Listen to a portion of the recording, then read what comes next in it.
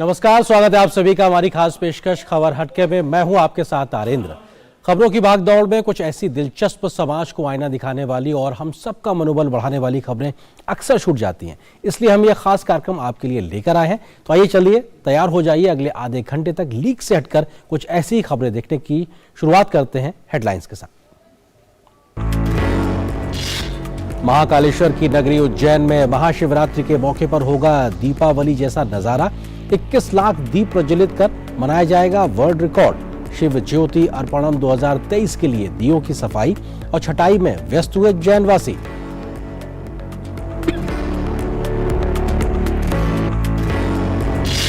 जम्मू कश्मीर के उधमपुर जिले में दूर दराज के इलाके घैर और तरमारा में पहुंची विकास की बयार। दशकों के बाद सड़क निर्माण के काम में स्थानीय लोगों में खुशी का माहौल।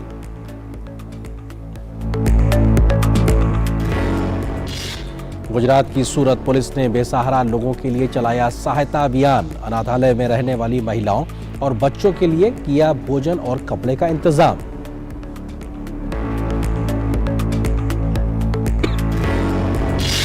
क्रोएशिया के एक हाईटेक रेस्तरां में खाने का बदला अंदाज। रोबोट बना शेफ लोगों के लिए तैयार कर रहा है अलग अलग जायकों के लगभग 70 प्रकार के भोजन।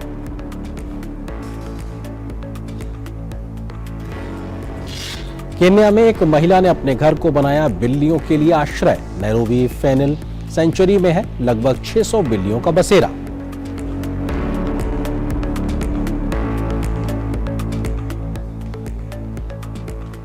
और खबर हटके में सबसे पहले बात करते हैं परंपरा और विरासत की।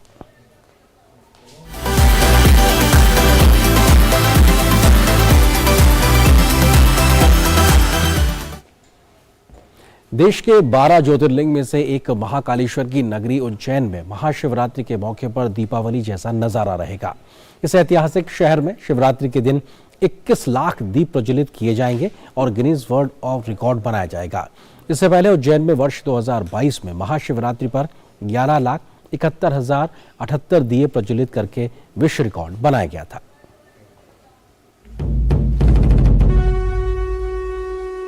महाकालेश्वर की नगरी उज्जैन में बड़े पैमाने पर दीयों की सफाई और छटाई का काम जारी है। इस काम में आंगनवाड़ी कार्यकर्ताओं के साथ अवंतिका वासी पूरे जोर शोर से लगे हुए हैं। हो भी क्यों ना, उज्जैन में 18 फरवरी को महाशिवरात्रि का पर्व दीपावली की तरह मनाया जाएगा। श्री महाकाल महालोक का स्वरूप देश सहित संपूर्ण विश्व में चर्चा का विषय है। महाशिवरात्रि पर अवंतिका वासी 21 लाख दीप प्रज्वलित कर महाकाल के प्रति अपनी प्रतिबद्धता प्रकट करेंगे। महाशिवरात्रि दीपोत्सव को शिव ज्योति अर्पणम 2023 का नाम दिया गया है। समारोह के तहत क्षिप्रा नदी के घाटों सहित शहर के मंदिरों, समस्त व्यावसायिक स्थलों और घर घर में दीप प्रज्वलित किए जाएंगे। विद्युत साज सज्जा के साथ प्रमुख स्थानों पर रंगोली भी सजाई जाएगी। इसलिए दीयों की सफाई और आपूर्ति का काम तेज हो गया है। यहाँ से बहुत जोरों शोरों से तैयारियां चल रही हैं। हम 3-4 दिन से लगे हुए हैं। पहले दीपक ला रहे हैं तो उनको धो रहे हैं हम, फिर सुखवा रहे हैं, फिर अच्छे से उनको व्यवस्थित करके जैसे सुखा जाते हैं और वो पूरे घाटों पे बिछाएंगे व्यवस्थित से और उस दिन हम जलाएंगे। पिछली बार भी हमें बहुत आनंद आया था और बहुत उत्साह से हम लोग बड़े एंजॉय करके वो कर रहे थे। और इस बार उससे दुगनी लगन से, क्योंकि ज्यादा दीपक है, पिछली बार कम थे, इस बार ज्यादा है। शिव ज्योति अर्पणम 2023 के लिए क्षिप्रा नदी के विभिन्न घाटों पर अलग अलग ब्लॉक बनाए गए हैं। एक ब्लॉक में 225 दीपक रखे जा रहे हैं। एक ब्लॉक में 2 वॉलंटियर तैनात होंगे जो दीप प्रज्वलित करेंगे। इस प्रकार करीब 10,000 ब्लॉक होंगे और करीब 20,000 वॉलंटियर तैनात किए जाएंगे। क्षिप्रा नदी के तट पर 21 लाख दिए प्रज्वलित करने का लक्ष्य निर्धारित किया गया है। उसी क्रम में हम लोगों ने दिए क्रय किए हैं और उन दियों को आंगनवाड़ी कार्यकर्ताओं के माध्यम से धुलवा कर और वापस सुखाया जा रहा है और सुखाने के बाद उनको बॉक्सों में पैक किया जाकर और नदी के घाटों पर भेजा जाएगा। शिव ज्योति अर्पणम 2023 के दीप प्रज्वलन में जन सहभागिता के लिए उज्जैन वासियों द्वारा संकल्प पत्र भरे जा रहे हैं। सोशल मीडिया पर #शिव ज्योति अर्पणम से लोगों को अभियान से जोड़ा जा रहा है और लोगों से रिकॉर्ड संख्या में भाग लेने की अपील भी की जा रही है। इस अवसर पर जो विक्रमोत्सव की शुरुआत होगी इस बार शिवरात्रि से लेकर गुड़ी पड़वा तक होगी, जो हमारा गौरव दिवस के नाम से जाना जाता है। माननीय मुख्यमंत्री की विशेष इसमें रुचि भी है और वो सभी कार्यक्रम उपस्थित रहेंगे। 21, 22, 23 हमारा कुमार विश्वास का कार्यक्रम है। खास करके दीपावली का समान ये महाशिवरात्रि जो पर्व मन रहा है, ये उज्जैन के हजारों साल पर सम्राट विक्रमादित्य की याद दिलाएगा। पिछले साल महाकाल की नगरी में महाशिवरात्रि पर बना विश्व रिकॉर्ड कुछ महीने बाद ही टूट गया था, जब अयोध्या में दीपावली पर 15,76,000 दिए प्रज्वलित किए गए थे। अब इस साल नया वर्ल्ड रिकॉर्ड बनाने की तैयारी हो रही है। Bureau report, DD news. तो विरासत की इस खबर के बाद अब देखते हैं समाज की बदलते आईने की एक तस्वीर।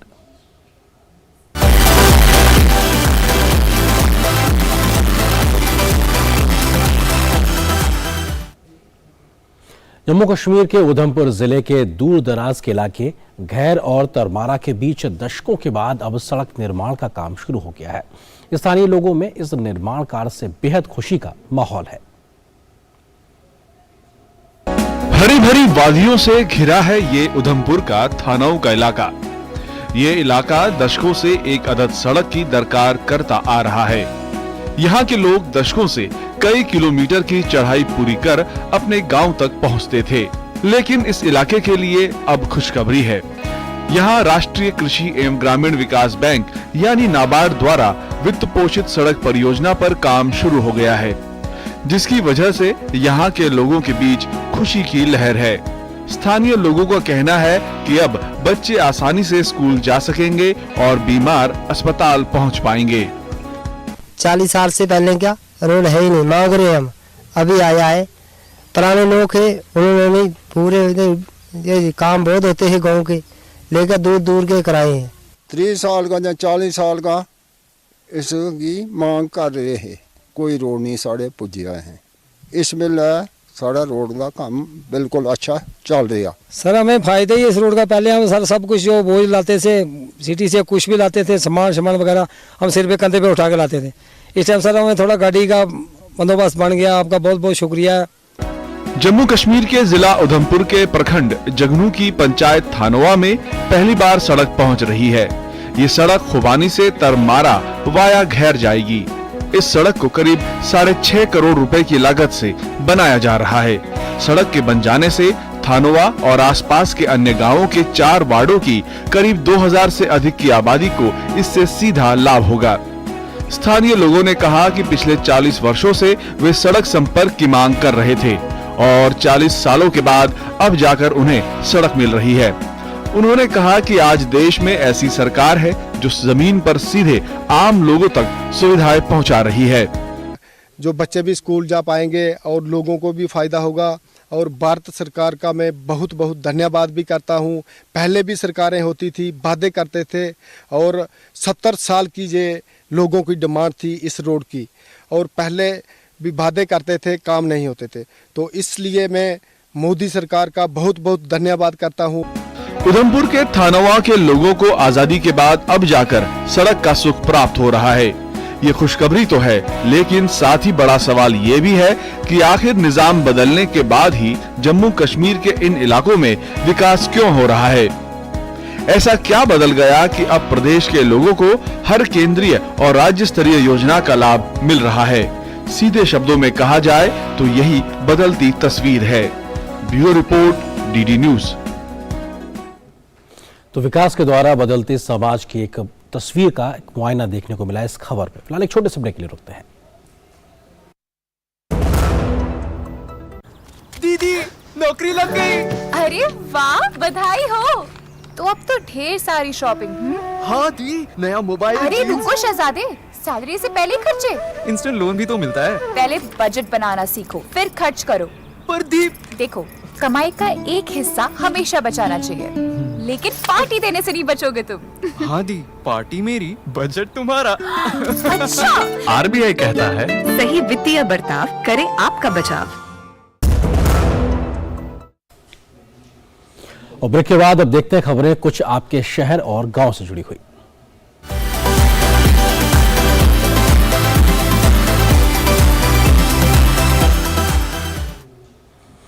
केरल के कोच्चि में Kerala textile and garments association की जिला समिति ने कपड़ा और परिधान क्षेत्र में काम कर रही लगभग 1000 महिलाओं के लिए मेगा तिरुवाथिरा का आयोजन किया। मेगा तिरुवाथिरा का उद्देश्य समाज में नशीली दवाओं के उपयोग के खिलाफ जागरूकता फैलाना है। गौरतलब है कि तिरुवाथिरा केरल में किया जाने वाला एक अनूठा नृत्य है। तिरुवाथिरा का नेतृत्व KTGA की जिलाध्यक्ष बीना कन्नन ने किया।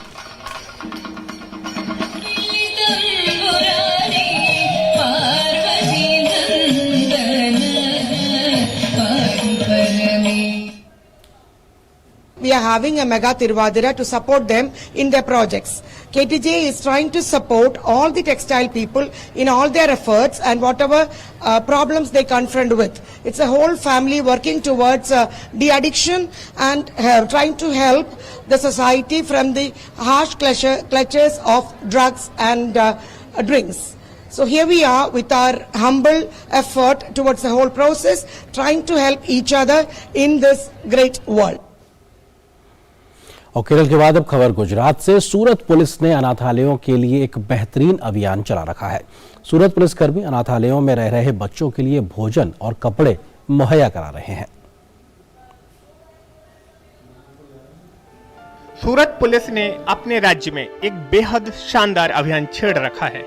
सूरत पुलिस सुरक्षा व्यवस्था के जरूरी काम के अलावा अनाथों के लिए एक बेहद जरूरी काम कर रही है। अनाथों के लिए खाना, कपड़ा जैसी जरूरी चीजें मुहैया करा रही है।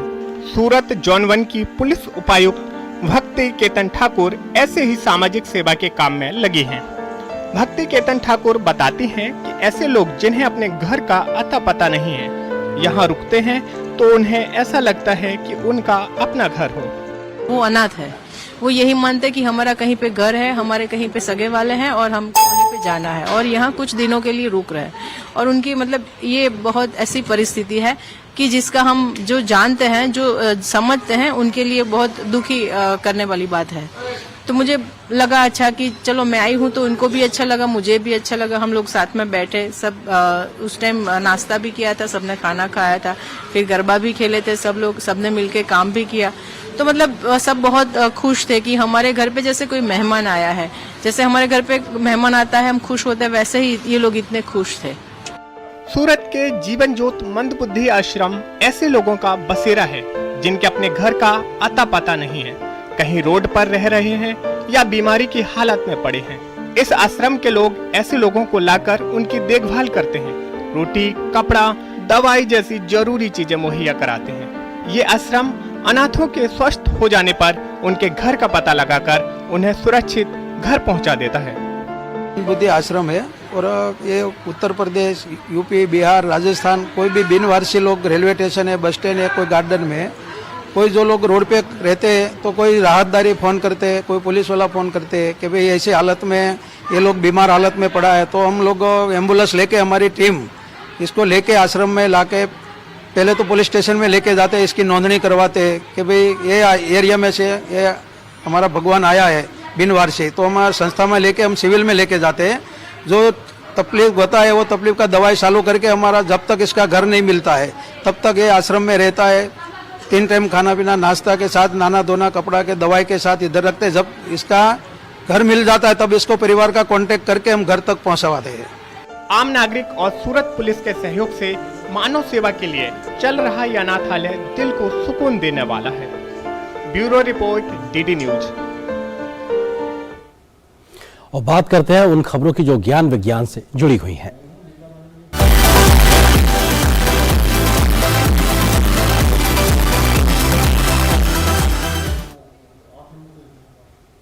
रोबोट की दुनिया भी तेजी से बढ़ती जा रही है। आज हमारा समाज अब बहुत हद तक रोबोट पर निर्भर होता दिखाई पड़ रहा है। हमारे बहुत सारे काम रोबोट अंजाम दे रहे हैं। अब देखिए, क्रोएशिया में एक ऐसा रेस्तरां खुल गया है जहां शेफ का काम एक रोबोट कर रहा है। ये रोबोट कई तरह के स्वादिष्ट खाने बनाकर लोगों को अपना दीवाना भी बना रहा है। रोबोट और AI तकनीक दुनिया को बदल रही है। रोबो हमारे जीवन का जरूरी हिस्सा बनते जा रहे हैं। किसी होटल में खाना परोसने से लेकर कई बड़े काम करने तक लगभग हर काम रोबो कर रहा है। लेकिन अब तक आपने रोबोट को किसी बड़े रेस्टोरेंट में खाना सर्व करते ही देखा होगा, लेकिन खाना बनाते नहीं। लेकिन यहाँ क्रोएशियाई रेस्टोरेंट में आप रोबोटिक शेफ को लगभग 70 अलग अलग किस्म के भोजन को तैयार करते हुए देख सकते हैं और उसका स्वाद भी चख सकते हैं। Bots and pots Sai food restaurant के मालिकों का कहना है कि शायद ये दुनिया का एकमात्र ऐसा हाईटेक रेस्टोरेंट है जहां खाने के लिए भोजन रोबोटिक कुकर द्वारा बनाया जाता है, जिसमें बस केवल ताज़ा सामग्री ही व्यक्ति द्वारा भरी जाती है। बाकी सारा काम रोबोटिक कुकर खुद ही पूरा कर देता है। रेस्टोरेंट के सह मालिक हिरोवेजे बुजिस बताते हैं कि असली चुनौती भोजन को पकाने के साथ साथ अच्छा और स्वादिष्ट खाना बनाने की भी है। चुनौती वास्तव में रोबोटिक कुकर से कुछ ही मिनटों में तैयार हो रहे भोजन को अधिक से अधिक स्वादिष्ट बनाने की थी। 18 वर्षीय लोवरो पेटा एंड्रिसेक अपने जन्मदिन को मनाने के लिए बॉट्स एंड पॉट्स में आए हैं। भोजन बहुत स्वादिष्ट है, मैंने थाली में कुछ भी नहीं छोड़ा। इस रोबोट शेफ को रेस्तरां के प्रमुख शेफ द्वारा डिजिटल रूप से सिखाया जाता है कि भोजन कैसे तैयार किया जाए और फिर ये याद कर सकता है और इसे स्वादिष्ट और सेहतमंद खाने में तब्दील कर देता है। और अब बात उन खबरों की जो पर्यावरण और प्रकृति की दुनिया में क्या कुछ खास हो रहा है उससे जुड़ी देखते हैं खबरें।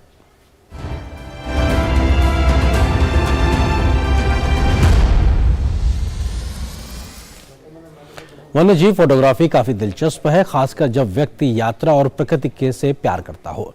ये विभिन्न राष्ट्रीय उद्यानों और वन्यजीव अभयारण्यों की यात्रा के साथ प्रकृति की सुंदरता का अनुभव भी कराता है। पश्चिम बंगाल के सिलीगुड़ी में पिछले दिनों ऐसी ही एक 2 दिवसीय प्रदर्शनी का आयोजन किया गया, जिसमें कई वन्यजीव और प्रकृति फोटोग्राफरों ने अपनी तस्वीरों का प्रदर्शन किया। ये खूबसूरत और दिल को छू लेने वाली तस्वीरें पश्चिम बंगाल में सिलीगुड़ी के रामकिंकर हॉल में आयोजित 2 दिवसीय प्रकृति और वन्यजीव फोटो प्रदर्शनी की जीनत बनी। इस प्रदर्शनी में राज्य भर के वन्यजीव और प्रकृति फोटोग्राफरों ने अपनी तस्वीरों का प्रदर्शन किया। जानवरों को कैमरे में कैद करना मुश्किल होता है, जानवर कभी भी एक योग्य छवि नहीं देते, इसलिए फोटोग्राफर के लिए सही स्थान व सही समय काफी मायने रखता है। धैर्यपूर्वक बैठकर किसी पक्षी या किसी जानवर का अवलोकन करना पड़ता है और सही शॉट के लिए प्रतीक्षा करनी पड़ती है, तब कहीं जाकर किसी वन्यजीव की खूबसूरत तस्वीर सामने आती है। प्रकृति और वन्यजीव फोटो प्रदर्शनी में विभिन्न फोटोग्राफर्स की 92 तस्वीरें प्रदर्शित की गयी। इस प्रदर्शनी के आयोजन का मकसद जहां एक ओर इन खूबसूरत तस्वीरों से लोगों को रूबरू कराना था, वहीं पर्यावरण संरक्षण के साथ साथ वन्यजीव संरक्षण का संदेश भी देना था। जंगल में जो रहता है, जंगल का आदि निवासी हम लोग तो नहीं है। बाघ है, भालू है, चीता है, पंछी लोग है, विभिन्न किस्म का पंछी है, सब जंगल में रहे, जंगल बढ़ते रहे, उसमें सबसे फायदा इंसानियों को होगा। जानवर, पंछी, ये लोग हम लोग का दोस्त है। पेड़ उगाओ, पेड़ बचाओ, ये एक फोटो का जरिया हम लोग को ये मैसेज देता है। फोटोग्राफी की विभिन्न विधाओं में वाइल्ड लाइफ फोटोग्राफी बहुत ही चुनौतीपूर्ण और जोखिम भरी होती है। फोटोग्राफी का कोई भी अन्य क्षेत्र इससे अधिक रोमांच और अनुभव देने वाला नहीं हो सकता। इसमें जंगल और खुली प्रकृति में रहने वाले जीव जंतुओं के जीवन के विविध पहलुओं को फोटोग्राफ के माध्यम से दर्शाया जाता है। वाइल्ड लाइफ फोटोग्राफी एक उम्दा शौक होने के साथ साथ पेशेवर स्तर पर फोटोग्राफी से धन और नाम कमाने का एक प्रतिष्ठित जरिया भी है। कोविड काल से पहले भी राज्य में 2 बार प्रकृति और वन्यजीव फोटो प्रदर्शनी का आयोजन किया जा चुका है। एक अंतराल के बाद राज्य में इस तरह की प्रदर्शनी ने लोगों का ध्यान अपनी ओर आकर्षित किया। Bureau report, DD news. और यहाँ पर एक और छोटे से ब्रेक के लिए रुकते हैं। Invest once and enjoy guaranteed maturity with life cover with LIC's Dhan Varsha, a single premium plan for your family's security and prosperity. जल्दी टिफिन पैक करो। राजू, मोबाइल छोड़ो। अरे दीदी, वो बैंक का नंबर चाहिए, रिफंड ही नहीं आया है। मिल गया। अब भी कॉल करता हूँ दीदी। बिना नंबर जांचे? अक्सर जालसाज बैंक की नकली वेबसाइट और फर्जी नंबर से पैसों की धोखाधड़ी करते हैं। तो फिर सही नंबर? बैंक की ऑफिशियल वेबसाइट या तो कार्ड। आपने तो बचा लिया दीदी। काम से नहीं। आरबीआई कहता है, सही वित्तीय बर्ताव करे आपका बचाव। अब देखते हैं कुछ खबरें 7 समंदर पार की।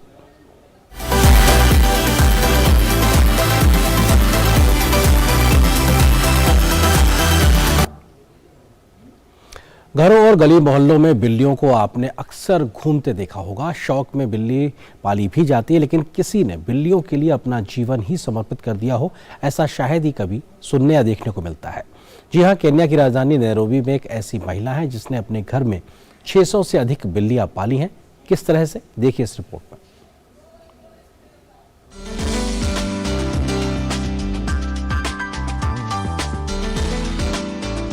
केन्या की राजधानी नैरोबी के आउटस्कर्ट्स में इस घर में इतनी सारी बिल्लियों का बसेरा आश्चर्य में डालने वाला है। बिल्लियों से भरे इस घर की ओनर है राशेल काबू। 51 वर्षीय राशेल काबू को बिल्लियों से काफी लगाव है। उन्हें पालने और उनकी देखरेख करने में उन्हें बड़ा आनंद आता है। यही कारण है कि लोग उन्हें कैट वुमन के नाम से जानने लगे हैं। हो भी क्यों ना, राशेल काबू ने अपने 4 कमरे के घर को बिल्लियों के एक अभयारण्य में बदल दिया है। इन्होंने 2020 में नैरोबी फैलिन के नाम से अपने घर में ही इस अभयारण्य की शुरुआत की थी। आज इनका घर लगभग 600 बिल्लियों के लिए एक आश्रय में बदल चुका है और राशेल काबू बस इनकी सेवा में दिन रात व्यस्त रहती हैं। बस अपने लिए घर का एक कोना बाकी रखा है। जैसा कि आप देख ही सकते हैं, मैं यहाँ रहती हूँ इतनी सारी बिल्लियों के साथ। ऐसा लगता है मानो इनके घर में मैं एक कोने में रहती हूँ। पशुओं से लगाव, बेसहारा जानवरों को लाकर उनके उपचार का बंदोबस्त करना और उनके आराम का पूरा ख्याल रखने का जज्बा राशेल काबू को भारत से मिला है। राशेल काबू एक बार भारत आई तो इन्होंने पशुओं के साथ अच्छे व्यवहार और योग से प्रभावित होकर ये काम शुरू किया। बिल्लियाँ बिल्कुल इंसानों की तरह है, क्योंकि उन्हें भी बुरा लगता है जब उनके साथ अच्छा व्यवहार नहीं किया जाता है और कुछ अच्छा करने पर खुश भी होती है। शायद यही वजह है कि ये जगह इतनी खूबसूरत है। राशेल काबू का पशु प्रेम अब नैरोबी में एक मिसाल बन चुका है। वास्तव में राशेल का ये प्रयास सराहनीय और समाज को आईना दिखाने वाला है। Bureau report, DD news. और अब देखते हैं हैशटैग की दुनिया में क्या है आज खास।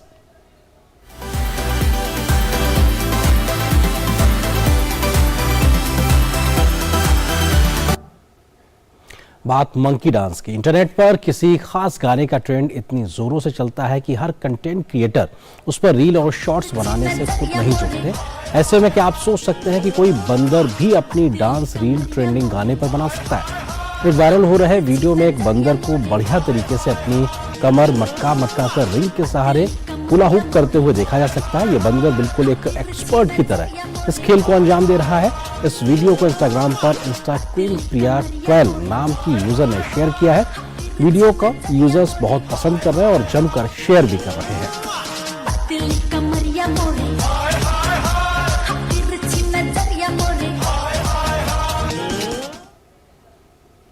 और बात बाइस्कोप की दुनिया की भी करते हैं।